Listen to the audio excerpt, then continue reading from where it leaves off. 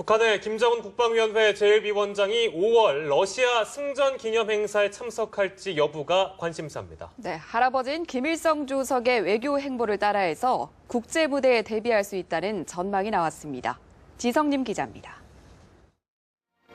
김일성 주석은 외국에서 열리는 국제 행사에 참석하는 등 활발한 외교 활동을 펼쳤습니다.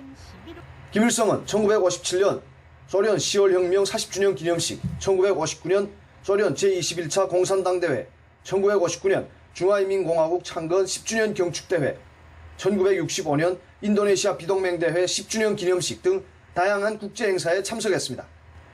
김일성은 1980년 5월 유고슬라비아 요시프 티토 대통령의 장례식에도 참석했습니다. 정권 설립자로서 북한을 널리 알리고 국제사회의 인정을 받기 위해 외교활동에 상당한 비중을 할애했던 겁니다. 반면 은둔의 지도자 김정일은 최고 지도자에 오른 뒤 러시아와 중국 등 지도자들과 1대1 만남을 가진 적은 많았지만 다자외교 무대에는 모습을 드러내지 않았습니다. 대신 명목상 국가수반인 김영남 최고인민회의 상임위원장을 내보냈습니다. 김정은의 통치 스타일이 상당 부분 김일성과 닮았다는 점에서 김정은이 5월 모스크바 행사에 참석해 다자외교를 펼칠 수도 있다는 관측이 나옵니다. 나라의 존엄과 이익을 첫자리에 놓고 대외관계를 다각적으로 주동적으로 확대 발전시켜 나갈 것입니다. 하지만 과거 김일성이 참석했던 공산권이나 비동맹 국가 위주의 국제 행사와는 달리 이번 러시아 전승절 행사에는 서방 지도자들도 참석할 예정이어서 김정은의 참석 여부는 쉽지 않을 것이라는 주장도 만만치 않습니다. 연합뉴스TV 지성림입니다.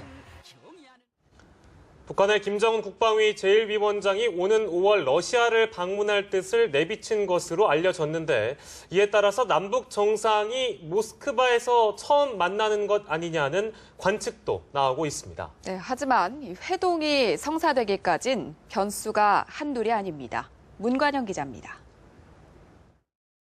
푸틴 러시아 대통령의 초대를 받은 박근혜 대통령과 김정은 제1위원장의 시선은 미국과 중국을 향하고 있습니다.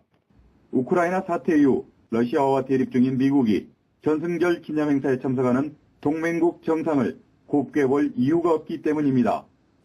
미국은 지난해 러시아에 대한 제재에 동참해달라고 우리 정부에 요청해 정부는 러시아와 적극 교류를 자제하는 분위기입니다. 버락 오바마 미국 대통령이 보이콧 차원에서 전승절 행사에 참석하지 않을 것이라는 관측도 지배적입니다. 박 대통령은 평소 회담을 위한 회담은 안 된다며 이벤트성 남북대화에 부정적 시각을 밝힌 터이기도 합니다. 김정은 제1위원장은 모스크바행 티켓을 끊기 전에 전통의 동맹국 중국의 시선을 헤아려야 합니다. 중국이 겉으로는 개의치 않는다고 하지만 중국을 먼저 찾았던 외교 관행을 뒤집을 경우 북중 관계는 돌이킬 수 없는 상황을 맞게 될지도 모릅니다. 3차 핵실험과 장거리 미사일 발사 등으로 북중 관계가 소원하지만 올 들어 중국은 화해 제스처를 보내고 있습니다. 북한에 대한 중국의 길들이기도 대충 이제는 핵실험 이전 상황으로 가려는 시그널을 보여준다라고 저는 이에 따라 김정은이 러시아에 앞서 중국을 찾거나 중국 방문이 여의치 않으면 모스크바에서 시진핑 국가주석과 먼저 회담할 것이라는 전망도 나옵니다. 연합뉴스TV 문관영입니다.